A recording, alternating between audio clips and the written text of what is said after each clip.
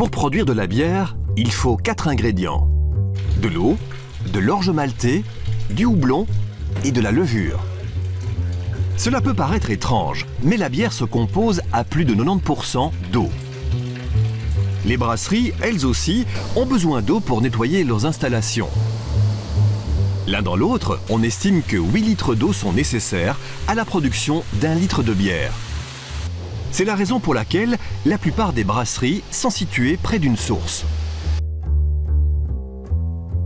La bière n'est bien sûr pas comparable à l'eau.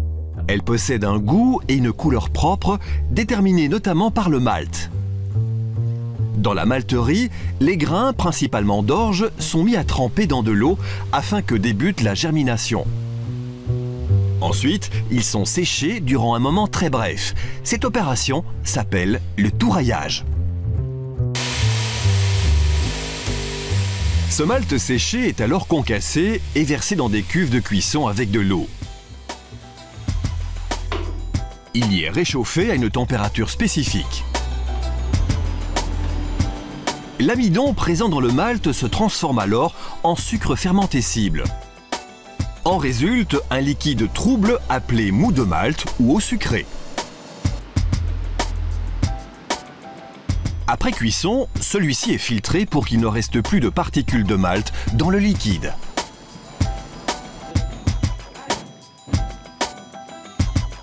Et voici le troisième ingrédient qui entre en jeu, le houblon. À l'origine, les brasseurs ajoutaient les fleurs de la plante de houblon à la bière pour assurer une meilleure conservation. Ils se sont aperçus plus tard qu'elle conférait aussi une certaine amertume à la bière. Seules les fleurs femelles sont utilisées parce qu'elles renferment un composant amer, la lupuline.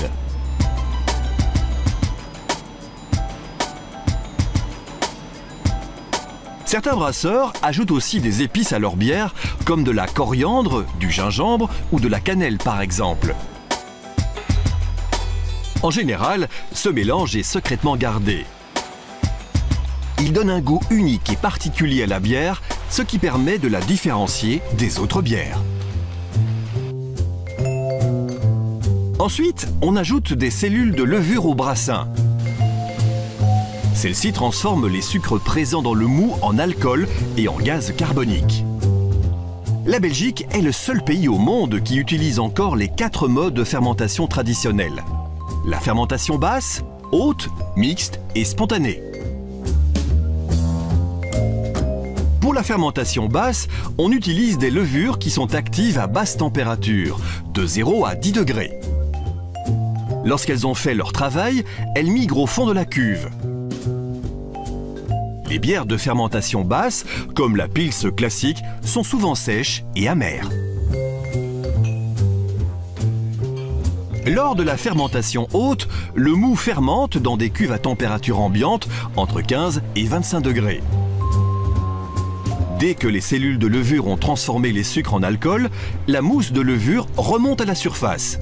Les bières de fermentation haute, comme les trappistes, présentent une riche palette gustative et un taux d'alcool plus élevé.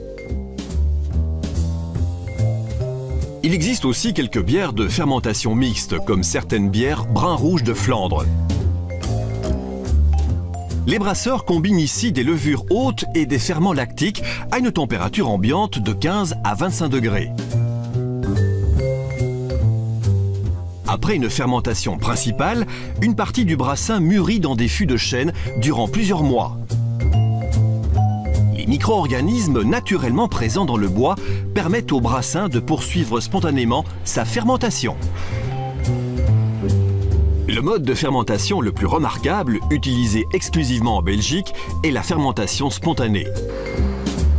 Ce mode de fermentation est uniquement appliqué au lambic et typique de la région entourant Bruxelles. Ici, on n'ajoute pas de levure d'élevage. Les brasseurs s'en remettent entièrement à la nature et aux levures sauvages présentes à l'état naturel dans l'air ambiant.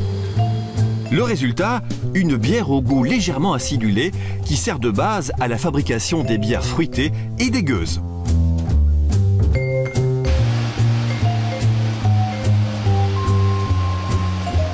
Après la fermentation, la bière mûrit dans des cuves fermées. Pendant ce processus, qui est appelé garde, la saveur de la bière se développe et la bière se charge en gaz carbonique. Pendant la dernière filtration, les levures subsistantes et les particules troubles sont éliminées.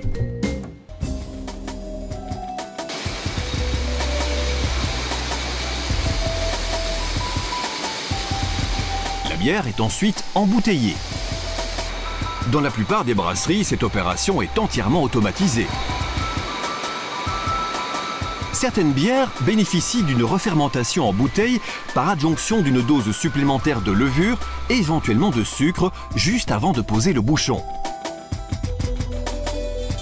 Ces bières mûrissent encore de quelques jours à quelques mois dans des chambres chaudes jusqu'à ce qu'elles acquièrent leur saveur unique et optimale.